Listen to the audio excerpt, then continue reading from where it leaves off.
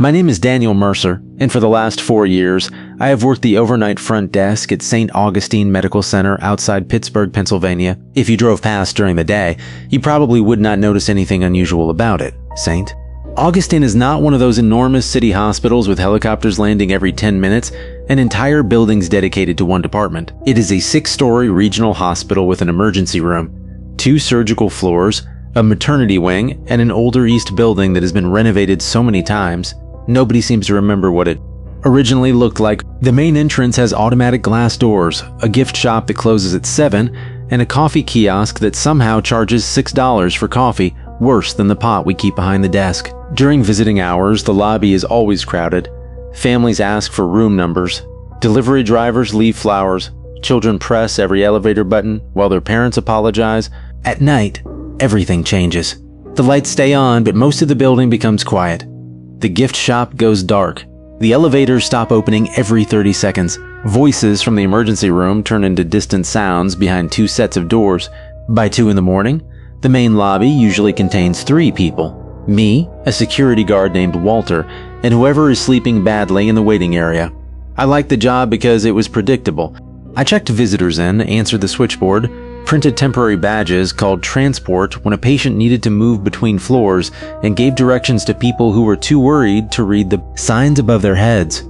Most nights were calm. Even when the emergency department was busy, the front desk followed the same routine. At least it did until the empty rooms started calling me. The first call came from room 328 3 months after I started. The room had been empty for nearly a week. The woman on the phone knew my name, and when I told the night supervisor what had happened, she did not ask whether I was joking. She opened a locked drawer beneath the desk, removed a faded red folder, and showed me 5 instructions that were not included in any employee handbook. The first one read, "If an empty room calls the front desk, ask for the room number once, never ask for the patient's name." I should probably explain how the hospital phones work. Every patient room has a landline beside the bed. When someone calls the front desk, the switchboard displays the floor and room number. If the system shows 412, I know the call is coming from room 412. If it says LAB, radiology, or security, I know which department is calling before I answer. This system was old, but it was reliable. Room 328 appeared on my display at 1:14 on a Wednesday morning. I answered the way I always did. St. Augustine front desk. "This is Daniel. How may I help you?" For several seconds, nobody spoke. I could hear quiet breathing and something tapping softly against the receiver. "Hello?" A woman finally whispered. "Daniel?" I straightened in my chair. Patients sometimes knew my name because I introduced myself, but she had said it before I finished speaking. "Yes, who am I speaking with?" The tapping stopped. The woman inhaled sharply. Then she whispered, "You weren't supposed to ask that." The line went dead. I stared at the display. Room 328 remained on the screen for another few seconds before disappearing. I checked the patient directory, empty. I assumed the computer had not updated, so I called the 3rd floor nurses station. A nurse named Rachel answered. "Do you have anyone in 328? I asked. "No, that side's closed tonight." "Could somebody be cleaning it? Environmental services finished before 11. I told her about the call. She went quiet. "Did you ask her name?" Something about the question bothered me. "Yeah, why?" Rachel did not answer. She told me to wait and hung up. Less than 5 minutes later, the night supervisor Marta Alvarez stepped out of the elevator. Marta had worked at St. Augustine for 32 years. She knew every department, every physician, and every place employees hid when they wanted to avoid being given another task. She walked behind the desk, opened the locked drawer, and pulled out the red folder. Inside was one laminated sheet containing 5 numbered instructions. She pointed to the first. "If it happens again, ask for the room number. Nothing else." "Who called me?" "You asked her name?" "I didn't know." Marta looked toward the elevators.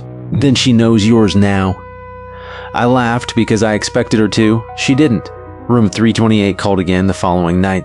This time, I followed the instruction. "What room are you calling from?" The woman answered immediately. 328, thank you." I disconnected the call. The phone rang again. I ignored it. It rang 12 times before stopping. Then the elevator opened. Nobody came out. The doors remained open much longer than usual. I could see the empty car and the mirrored wall at the back.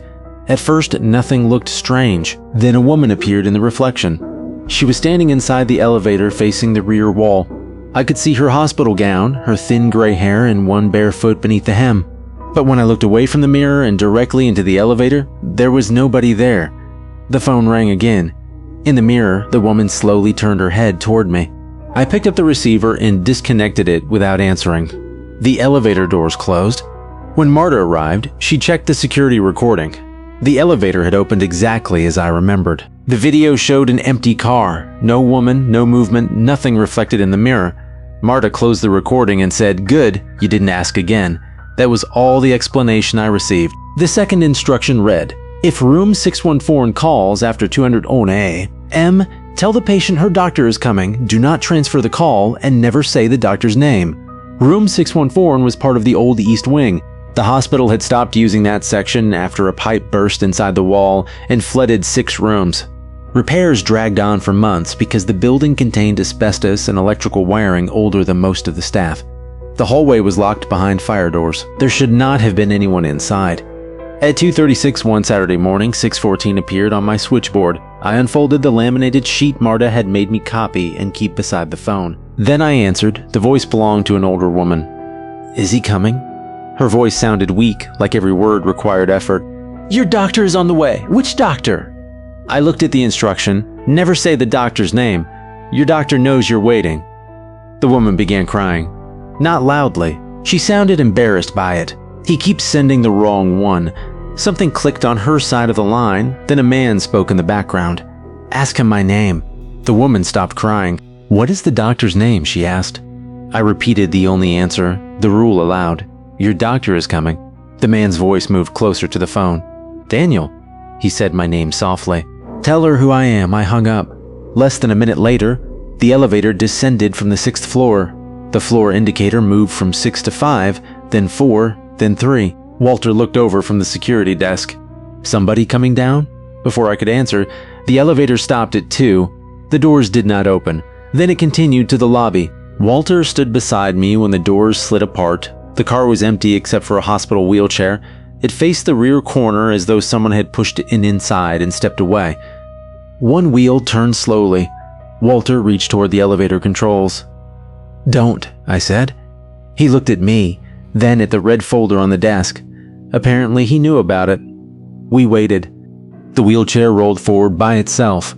It crossed the elevator threshold, turned slightly, and stopped in front of the reception desk. The seat cushions sank under weight we could not see. For several seconds, neither of us moved. Then the phone rang. I answered. The old woman sounded relieved. "He's here now." The pressure lifted from the wheelchair cushion. The call ended. By morning, the chair had vanished. Nobody on the 6th floor admitted sending it down, and the elevator record showed no stop on level 6. The third instruction read, at 3:17 a.m., if every patient call light turns on at once, remain at the front desk.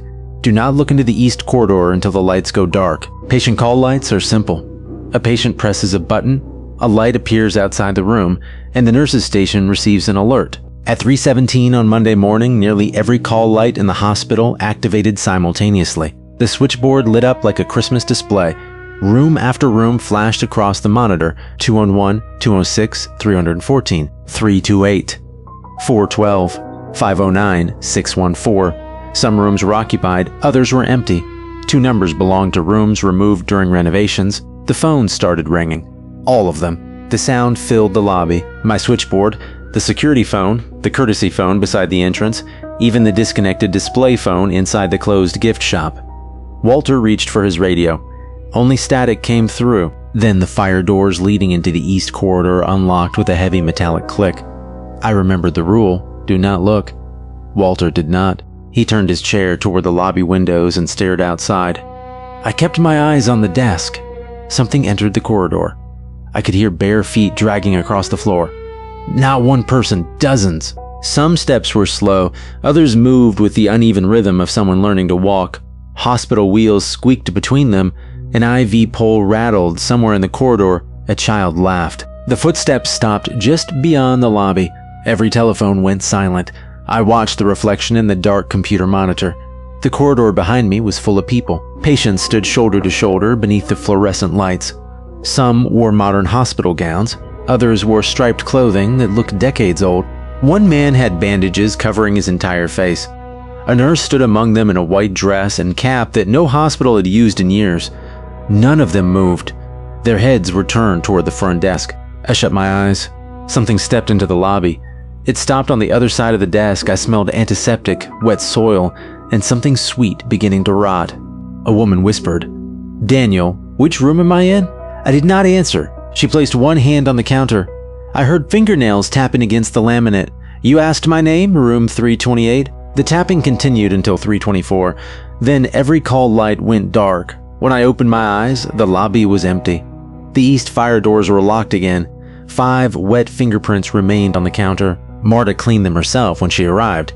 The 4th instruction read, "If a child wearing a red visitor badge asks you to find his mother, give him a blank discharge form. Do not leave the desk with him." The boy arrived a little before 4 on a rainy Thursday morning. He looked 7 or 8. He wore pajama pants, a blue sweatshirt, and hospital socks with rubber grips underneath. A red visitor badge was stuck to his chest. Visitor badges at St. Augustine are white. The boy approached the desk holding a plastic dinosaur. "I can't find my mom." For a second, the training took over. A lost child inside a hospital is serious. I reached for the phone to notify security. Then I saw the red badge. I opened the drawer, removed a blank discharge form, and slid it across the counter. The boy looked down at it. "What's this?" "You need to take it with you?" "Can you help me find her?" "I have to stay here." His expression changed. Not angry, disappointed. "She said you would come." "I'm sorry." The boy picked up the form. "She's in the room where they put the stairs." I had no idea what that meant. He turned toward the east corridor. The locked fire doors opened for him. Before entering, he looked back. "She remembers your name." The doors closed behind him. Walter and I checked the security footage. The camera showed me standing at the desk, sliding a piece of paper across the counter to nobody. But the discharge form was gone. Marta arrived early after I called her. When I repeated what the boy had said, she sat quietly for a long time. "The room where they put the stairs," she finally said. She led us to a records room in the basement. Inside an old cabinet, she found architectural plans dated 1958. The east wing had once been designed differently. Before the renovations, a patient room stood where the emergency staircase is now. Room 328. According to an old newspaper clipping folded with the plans, a fire had started there in 1961. Smoke filled the east wing before staff could evacuate everyone. 7 patients and 1 nurse died. One patient was a woman named Evelyn Price. Her 8-year-old son had been visiting that night. He was never found. The 5th instruction read, "If the switchboard displays front desk, do not answer. Leave the hospital before the caller reaches the lobby." For nearly 6 months, I never saw that message. Then 2 weeks ago, the front desk phone rang at 4:02 in the morning. The display read, "Front desk." I was standing at the front desk. Walter saw it too. Neither of us answered. I grabbed the red folder. Walter locked the security cabinet. We started toward the main entrance. The automatic doors would not open. Walter hit the emergency release. Nothing. Behind us, the phone continued ringing. Then someone answered it. My voice came through the lobby speakers. "St. Augustine, front desk. This is Daniel. How may I help you?" Walter looked at me. I had not touched the phone. The elevator opened. The woman from room 328 stepped out. This time, I did not need a reflection to see her. She wore a smoke-stained hospital gown. Her gray hair hung across one side of her face. Burned skin covered her hands and neck. Beside her stood the boy with a red badge. He held the discharge form I had given him. The woman looked at the form, then at me. "You discharged him without a parent." The boy shook his head. He wouldn't help me. The phones in every department began ringing. The east fire doors opened. Patients filled the corridor again, but this time they did not stop there. They entered the lobby slowly, wheelchairs rolling between them, IV poles dragging across the tile. Walter pulled me toward the emergency exit beside security. The handle moved, but the door would not open. Marta's voice came from behind us. "Room number?" She stood behind the reception desk, holding the receiver. I had not seen her arrive. The woman from 328 turned toward Marta. Marta repeated the question, "What room are you calling from?" The woman's mouth opened. Smoke poured between her teeth. 328, Marta disconnected the call. Every phone stopped ringing. The patients vanished. The boy and the woman remained for another second. Then the elevator doors closed between us. The main entrance unlocked outside. The sky was beginning to brighten. Marta sat in the lobby while Walter made coffee. For a while, none of us spoke. Finally, I asked why the rules worked. Marta looked toward the east corridor. "Hospitals are built for the living," she said, "but they're full of people who never learned they were discharged." She explained that. The calls began after the 1961 fire. At first, only room 328 rang. As the hospital expanded and rooms were moved, renumbered, or demolished, more calls appeared. Nobody knew whether the callers were patients, memories, or something wearing the voices of the dead. The rules did not stop them. They kept the front desk from placing them somewhere they did not belong.